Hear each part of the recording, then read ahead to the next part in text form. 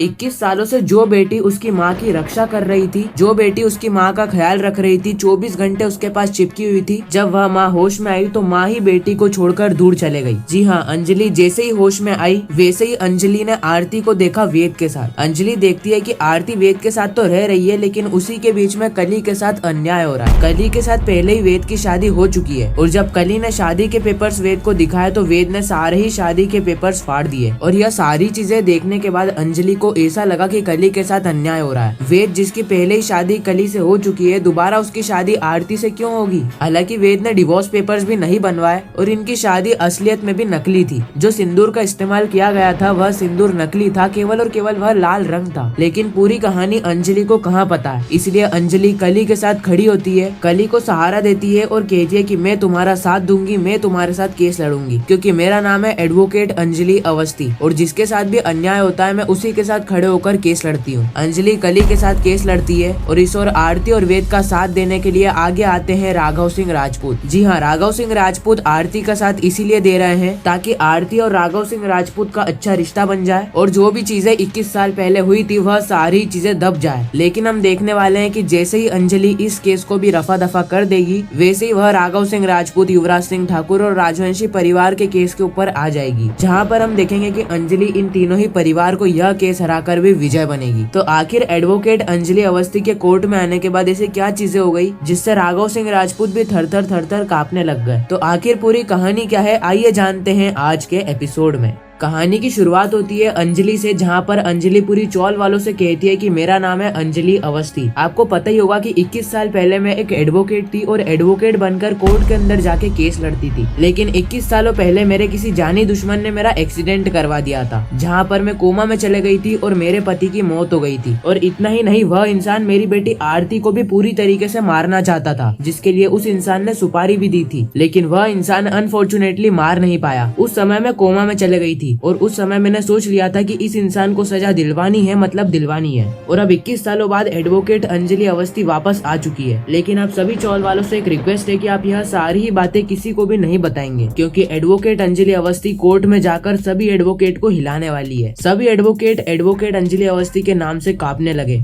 Advocate Anjali Awasthi 21 सालों बाद वापस आ चुकी है, इसलिए प्लीज आप यह बात किसी को भी मत बताना। आरती अंजलि से कहती है कि मैं आपको सारी ही बातें पता होगी, किसने आपका एक्सीडेंट करवाया था, किसने आपको मारने की साजिश रची थी। अंजलि कहती है कि हाँ, लेकिन मैं वह बात किसी को भी बताना नहीं चाहती, मैं डायरेक्ट उस इंसान को सजा दिलवाना चाहती हूँ। अगले ही सीन में अंजलि युवराज को फोन करती है और कहती है कि युवराज सिंह ठाकुर, आपने मुझे पहचान ही लिया होगा। अगर आपने मुझे आवाज से नहीं पहचाना है तो आप कोर्ट के अंदर तो पहचान ही लोगे। आप वही हो ना जिसने की 21 साल पहले अंजलि सिंह राजपूत और अमन सिंह राजपूत का एक्सीडेंट करवाया था। एक्सीडेंट करवाने के बाद जब कोर्ट के अंदर केस करा गया तो आपने उस केस को भी दबा दिया। युवराज सिंह ठाकुर, आपकी तो बहुत दूर दूर तक पहचान है, आपकी तो बहुत बड़ी फौज है, आपकी तो फील्डिंग सेट है। लेकिन अब कोर्ट के अंदर एक ऐसा एडवोकेट आने के लिए जा रहा है जो कि आपकी सिटी बिट्टी गुल कर देगा, जो कि आपको इस तरीके से हराएगा जिसके बारे में आपने सोचा तक नहीं होगा। युवराज सिंह ठाकुर, आपने एक्सीडेंट तो इस तरीके से किया था कि किसी को पता ही ना चले। आपने जिस समय एक्सीडेंट किया था उस समय अमन सिंह राजपूत की तो मौत हो गई थी, लेकिन वहाँ पर अगर कोई बच गया था तो वह थी अंजलि अवस्थी। अंजलि अवस्थी बच गई थी और आप सोच रहे थे कि आप अंजलि अवस्थी को भी खत्म कर दो,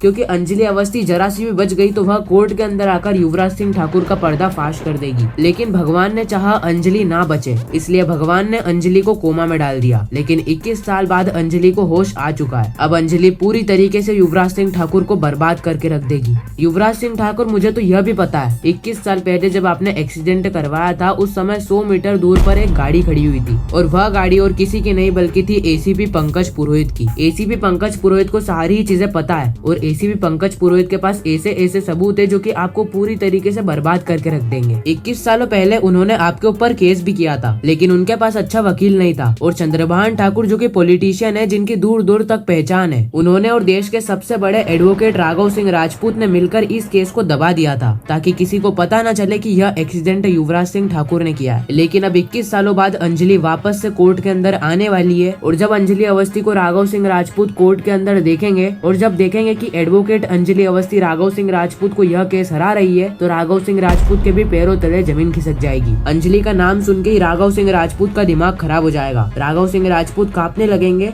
क्योंकि राघव सिंह राजपूत को भी पता है कि अगर अंजलि अवस्थी राघव सिंह राजपूत के सामने आ गई तो अंजलि अवस्थी राघव सिंह राजपूत को हराकर ही जाएगी। आज तक राघव सिंह राजपूत ने अंजलि अवस्थी से मात्र 2 केस लड़े और वह दोनों ही केसों के अंदर राघव सिंह राजपूत हार चुके हैं क्योंकि उसका नाम भी है एडवोकेट अंजलि अवस्थी। कोर्ट में उसकी बात चलती है और बाहर उसका हाथ चलता है। राघव सिंह राजपूत को भी बता देना कि एडवोकेट अंजलि अवस्थी वापस से कोर्ट के अंदर आ चुकी है। राघव सिंह राजपूत को हराने के लिए, राघव सिंह राजपूत से अपना हक लेने के लिए 21 सालों पहले जो एक्सीडेंट हुआ था जिसके अंदर अमन सिंह राजपूत की मौत हो गई थी, उनके पिता श्री राघव सिंह राजपूत तो उनका बदला नहीं ले पाए, लेकिन उनकी पत्नी उनका बदला लेने के लिए वापस से आने वाली है कोर्ट के अंदर। 21 सालों से जो एडवोकेट व्हील चेयर पर था, कोमा में था, वह अब वापस से कोर्ट के अंदर आने वाला है। कोर्ट के सभी लॉयर्स तैयार हो चुके हैं और अब एडवोकेट अंजलि अवस्थी भी अपनी फौज लेकर आ रही है। राघव सिंह राजपूत को इस वक्त तक भी लग रहा था कि अंजलि कोर्ट के अंदर आई है या फिर कोई हमारे साथ मजाक कर रहा है, इसीलिए भजन सिंह गणेश अवस्थी को फोन करता है और गणेश अवस्थी कहते हैं कि अरे अंजलि तो अभी व्हील चेयर पर है, अंजलि अभी कोमा में है, अंजलि तो अभी बीमार है, अंजलि कोर्ट के अंदर भला कैसे कदम रख सकती है और आप हमको क्यों फोन कर रहे हो, हम तो गरीब इंसान है ना, आपने तो हमको धक्के मार के घर से बाहर निकाल दिया था। भजन सिंह फोन को काट देता है और वह राघव सिंह राजपूत को कहता है हो सकता है कि कोई हमारे साथ मजाक कर रहा हो, क्योंकि गणेश अवस्थी तो कह रहे थे कि अंजलि अभी व्हील चेयर पर है। इस ओर हम राजपूत परिवार में देखते हैं जहाँ पर सभी लोग महक को रसोई में काम करना सिखा रहे होते हैं। सारिका, निवेदिता, घर की बहुएं, सभी लोग वहाँ पर मौजूद होते हैं। उसी वक्त वहाँ पर राघव सिंह राजपूत आते हैं जो कि पूरे परिवार को बताते हैं अंजलि अब कोर्ट के अंदर वापस आ चुकी है। 21 सालों से जो अंजलि व्हील चेयर पर थी वह अंजलि अब नवरात्रि के बाद कोर्ट के अंदर कदम रखने वाली है। और जब सभी लोग यह बात को सुनते हैं तो सभी के पैरों तले जमीन खिसक जाती है। सभी लोग सोचने लगते हैं कि आखिर वह 2 कौड़ी की औरत अंजलि अवस्थी वापस से कैसे उड़ गई। उसी वक्त वहाँ पर गौरव आता है और गौरव कहता है मुझे तो पता ही था कि अंजलि वापस से वापसी करने वाली है, अंजलि ठीक हो चुकी है ना, चल फिर सकती है ना, मुझे तो पता ही था, लेकिन अब कोर्ट में कदम रखने वाली है, वह तो बहुत ही खतरनाक बात है। और देखना बड़े भैया, वह अंजलि आपको कोर्ट के अंदर इतना गंदा हराएगी कि दोबारा आप कोर्ट के अंदर कदम रखने की कोशिश भी नहीं करोगे। सारिका बताती है कि अंजलि का मेरे पास भी फोन आया था। जब राघव सिंह राजपूत नंबर को मैच करते हैं तो राघव सिंह राजपूत को पता चलता है कि यह दोनों ही नंबर सेम है, यानी कि जिस किसी ने भी फोन किया है, जो भी हमारे साथ ऐसा मजाक कर रहा है, उसने हमें एक ही नंबर से फोन किया है। राघव सिंह राजपूत कहते हैं कि भले ही अंजलि कोर्ट के अंदर क्यों ना आ जाए, और वैसे भी वह अंजलि मेरा क्या ही बिगाड़ लेगी, कोर्ट में आने के बाद तो उसको हारना ही है ना, क्योंकि उसके सामने भी कोई मामूली वकील नहीं खड़ा है, उसके सामने भी खड़ा है देश का सबसे बड़ा एडवोकेट राघव सिंह राजपूत। बस कहानी यही से ही ट्विस्ट हो जाती है और इसी के साथ यह एपिसोड यहीं पर ही खत्म हो जाता है। बाकी मैं मिलता हूँ किसी नेक्स्ट इंटरेस्टिंग वीडियो में किसी नए टॉपिक के साथ, जब तक के लिए गुड बाय।